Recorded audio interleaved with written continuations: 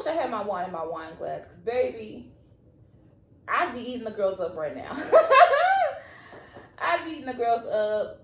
Hey, it's your girl Ken. I'm tuning in with another video. This is kind of like a podcast, I assume, but I just want to come to you guys and talk to you a little bit about what it takes to be a, a business owner.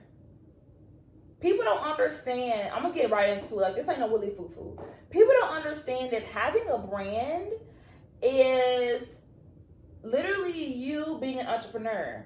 I remember there was a great point in time where entrepreneurship was actually super booming, and people were giving people like that such a hard time, telling them, you won't make it, you can't do this, you do. And fast forwarding later, about 3 years later, 4 years later, and now people are wanting to do YouTube. People have no idea what it takes to run a website. People don't know where to start. And some of this is me, but because I went through all the motions, but it's crazy to see people are seeing the devastating results of being in a place where there is nobody there who is going to support you, but instead they have a lot of criticism to offer and empty promises. And I just want to say, do not be discouraged. Like, I feel like a lot of people go through this, unfortunately, but it's unfortunately a part of it. Like, all of us go through this phase, this testing, this pruning, where you're like, oh dang, I thought more people like fucked with me, but I guess not, and you go through the motions of questioning yourself.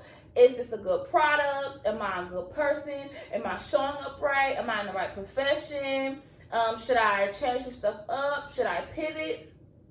And this all goes into the realm of branding, goes into the realm of being an entrepreneur, goes into a realm of being a self-manager, a self-advocate. Like, a lot of people who are getting started have yet to understand what is coming up before them. And if you're anything like me and you have struggled with mental illness, traumatic life events, and having a just not good decision making skills when it comes to friends and just people who you think will support you, then you will have a lot of setbacks and a lot of things to even learn from. But this is to encourage you. The reason why I'm even coming to you guys, because I got super fired up by DoorDash. When I tell you, she is the reason. Like, I really feel like she had no idea that the Lord was going to literally use her for a time such as this. And that's the reason why you got to keep going, because the Lord is going to use you for a time that you have no idea about. You just sitting here like, Lord, why am I even showing up? Like, you give me like sprinkles here and there of something doing good or something blowing up or da-da-da-da. And essentially, it is a testing time. But I am so glad that DoorDash continued to like do her one to her thizzle, and especially show us through her path, and to come on and encourage us to take out that camera, get back in the content, believe in ourselves. And she just uploaded a video that I'm responding to, where I got ignited from. And it was about not working jobs, but really understanding who you are, like truly. And the fact that I'm going to piece two sides together.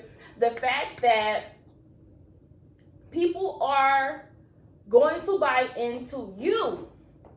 You are the product before the product.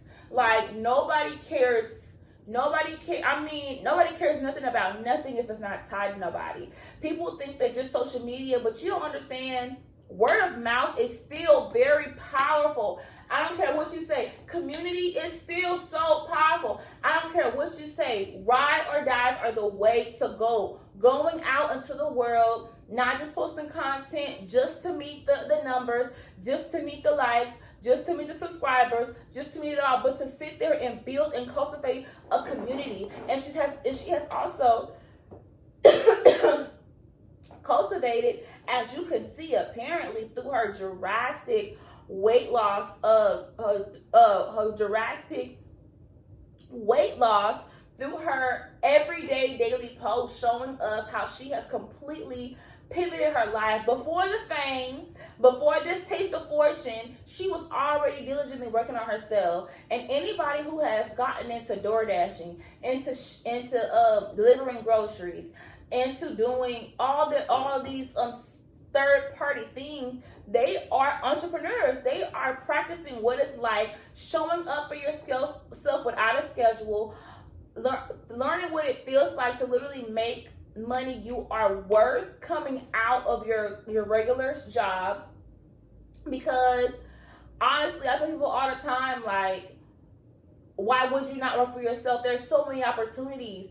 I'm telling you, even if Uber don't accept you, Lyft don't accept you, DoorDash don't accept you, because like these spots are getting filled up. There's a lot of other things. There's Care.com. I am a nanny on Care.com. And when I tell you, I get paid to be who I am.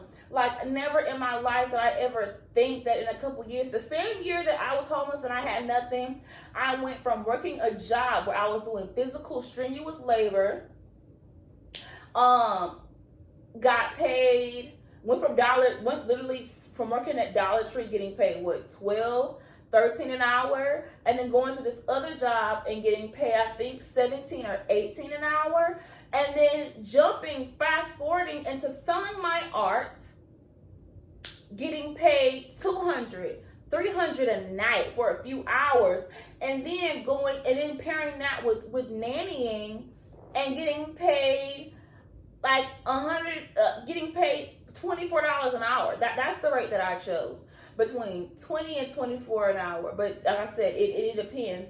But people don't understand that stuff is a practice of self-worth. It is a practice of pricing things at your value. It is a practice of branding yourself. It is a practice of about consistency, about discipline. It is a practice of being out, like getting out there, showing who you are, why you are, what you do. And I'm slowly understanding more and more and more, and I wish I understood this a little bit younger, but I kind of did. I was fighting really hard that imposter syndrome. I think that just gets to all of us, that imposter syndrome. I was fighting that tooth and nail, and through that, I was able to show up the best way that I could, when I could. And that has all led me to this beautiful, beautiful, beautiful age of 25, where I have all of these life lessons of so many failures. When I tell you, like, so many failures, but so many small successes, so many big successes. I am sitting in a big success. I am a big success, sitting in front of you guys, comfortable and learning and being so gracious to God that He has sent me so many mentors and people to steer me and navigate me to this ultimate big picture. I am that girl. I am someone that matters. I deserve to be seen. I deserve to be known. I deserve to live the life that I know I am worth. And I am strong enough. I am capable enough. I have enough agency. I have enough power, spiritual, physical, emotional power, to maintain, cultivate, and evolve whatever I put my mind, my heart, my mouth, my hands, my presence, my energy, my time, my money towards. This takes investing. And not no huge investing. Like I said, I did all of this stuff with iPhone cameras. Anything you saw, iPhone cameras. I'm telling you, whatever they tell you to do, they do it. I spent hours and hours and hours in the library when I was housed and when I was homeless. I'm telling you, I remember I was in a Chick-fil-A using their plug outlets to plug in my little Chrome computer to finish my book. Y'all gonna see that book, and y'all gonna see, this was not easy, and it weren't. Nothing is easy. I'm not saying nothing is easy, because everything is kind of easy, because living is something that we've been practicing. It's not the fact that if it's easy or hard, it's the fact that if you want to do the thing or not. That's what makes things hard. Like the weight of trying to balance the scales. Does my yes weigh more than my no? Does my want weigh more than my desire? Does my discipline weigh more than my procrastination? You know, and you just go from there. But all this to say, I want to encourage you to go towards what you want, but to also be very realistic. That's the word. Yeah. I want to be realistic, because this is something that is going to get you so far out of your comfort zone. It's literally going to make not even going to make your head spin. It's going to force you to deal with some things swept under the rug. That procrastination, that chronic social media intake, that the cringe, the investing, the oh my gosh, the purging. It's so many layers to this. If you think it's just about just pulling out a camera and filming, like, okay, you got then you reach it where it's like, okay, self-sabotage. Well, what's that about? Okay, you break the self-sabotage, procrastination. Okay, what's that about? Okay, you get procrastination. Okay, okay, discipline. What's discipline about? Why am I so bad at discipline right now? Okay, go on. Okay, pivoting. What's this pivoting thing about? Okay, I got a pivoting. Okay, letting go of old things, changing structures, moving management, changing friends, changing the way you appear, because mind you, you are a living, breathing human being, and you evolve, you change, and you have to allow your brand to shift and change with you. When I tell you, I have personally changed my YouTube, all that stuff, names so many times. I have a few names that I have changed myself. I have Pure Feelings, which is about my music, art, poetry. I have Brown Skin Luxury that I had about skincare.